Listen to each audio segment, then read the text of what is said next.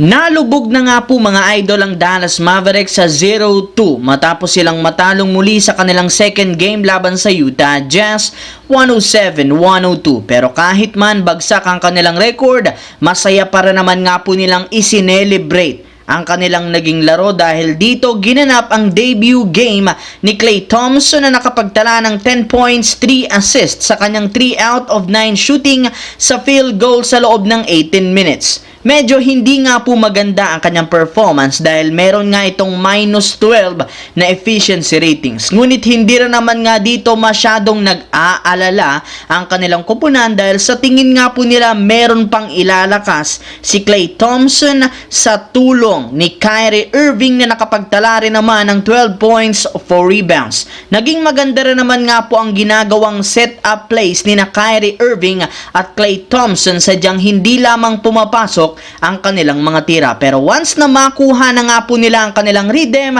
siguradong gaganda at mas lalo mga pong lalakas ang Dallas Mavericks. Samantala, nakuha na nga po ng Los Angeles Lakers ang kanilang first win sa preseason matapos ang nagawang comeback win kontra sa Milwaukee Bucks 107-102 sa pangunguna ni Quincy Olivari na merong 11 points kasama na ang crucial 3-pointer para ma-erase ang kalamangan ng kalaban. Kaya hindi na nga po nakapagtataka bakit tuwang-tuwa si Coach JJ Redick kasama sina LeBron at Davis. Pero sa kabila ng kanilang pagkapanalo, hindi pa rin naman kontento dito ang kanilang team sa ipinakita performance. In fact, mismong si Shams Charania na nga po ang nagsabi na binabalak na nga po ng front office na kumuha ng bagong sentro bago pa magsimula ang regular season na posible nilang ipalit kay Christian Coloco na hanggang ngayon hindi pa rin pinapayagan ng liga na makapaglaro. At ayon sa inilabas na balita, isa nga sa mga pinagpipilian at nasa listahan ngayon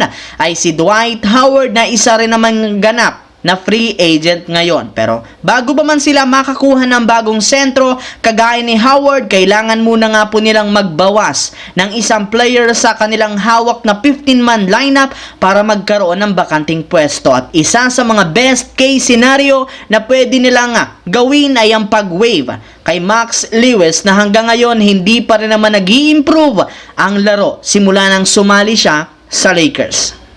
Sa kabilang banda, isa nga po mga idol sa mga pinaka-underrated teams at contender ngayon sa West ay ang New Orleans Pelicans. Sa katunayan, sa kabila ng pagkakaroon ng napakaraming superstar, hindi pa rin sila pinag-uusapan ng mga analyst at fans. At isa sa mga rason dito ay dahil sa mali-maling desisyon ng coaching staff kagaya ng naibalita na balak nga po ng kanilang team na gamitin ang 6'7" big man na si Herbs Jones sa kanilang bagong starting center na tutulong kay Zion Williamson. Nag-average nga po si Herb Jones last year ng 11 points per game.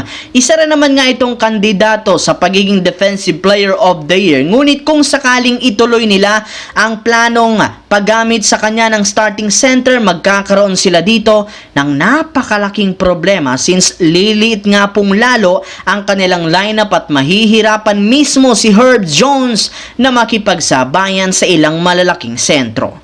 So yun lamang mga idol ang ating bagong video na ating pinag-usapan ngayon dito. Once again, this is your J-Zone TV. Huwag kalimutang mag-like, mag-subscribe, pindutin ang notification bell sa aking channel para lagi kayo maging updated sa mga videos na pinapalabas ko. Isang malaking shoutout sa lahat mga idol. Maraming salamat po.